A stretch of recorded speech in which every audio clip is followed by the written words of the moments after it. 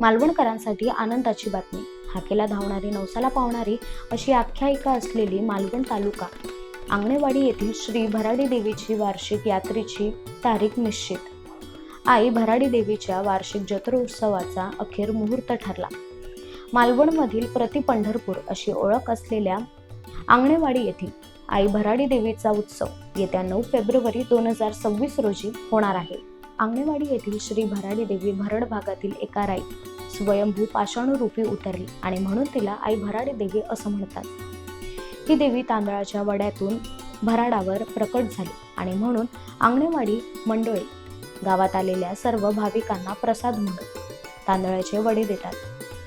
पण हे वडे तिथेच खावे लागतात, घरी मात्र नेता येत नाही. कारण जशी देवी वड्यातून आली तशी वड्यातून गेली तर अशी भीती भाविकांना वाटत असल्याने ते वडे तिथेच खावे लागतात, अशी या देवीची ख्याती आहे. आंगणेवाडी येथील श्री भराडी देवीची यात्रा कोणत्याही तिथीवर अवलंबून नसते.